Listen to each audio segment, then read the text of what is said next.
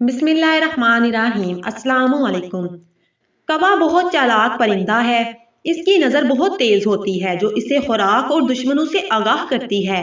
इंसानों से खसूसन मुहतात रहता है और खतरे की सूरत में काएं काएं करके आसमान सर पर उठा लेता है और अपने दूसरे साथियों को भी बुला लेता है जो हिफाजत के लिए इधर उधर चक्कर लगाते रहते हैं। कौवा अपने बच्चों और अंडों की बहुत हिफाजत करता है।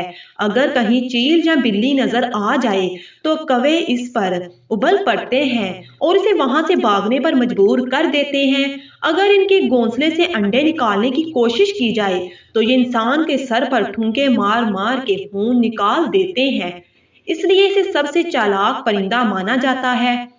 कौवों को अरसे दराज से चालाक समझा जाता रहा है, मगर मुमकिन है कि इसमें हमारी दानत से कहीं ज्यादा जहानत हो। हजरत अली रजी अल्लाह ताला अन्हु की खिदमत में एक शख्स आया और अर्ज करने लगा कि या अली, कौवा हमेशा डरा हुआ ही क्यों रहता है? यह कहना था कि हजरत अली रजी अल्लाह ताला अन्हु ने फरमाया कि कौवा उन परिंदों में से है जिनको अल्लाह ने अजीम बहादुरी अता की। लेकिन जब तूफान नूह आया तो नेक मखलूकात ने अल्लाह के नबी नूह अलैहिस्सलाम की कश्ती को निजात का सहारा बनाया। लेकिन जब तूफान थमा तो चारों तरफ से पानी ही पानी था। तो अल्लाह के नबी नूह ने कौवे से कहा कि तुम बहादुर हो, जाओ देखो, अगर आस पास जमीन नजर आए तो आकर मुझे बताओ ताकि हम कश्ती का रुख खुश्की की तरफ कर दें।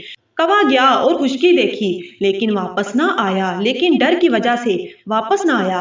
बस अल्लाह के नबी नूह अलैहिस्सलाम की जुबान से ये अल्फाज अल्लाह के दरबार में पहुंच गए कि आज के बाद जब तक कौवा जमीन पर रहेगा डर कर जिए।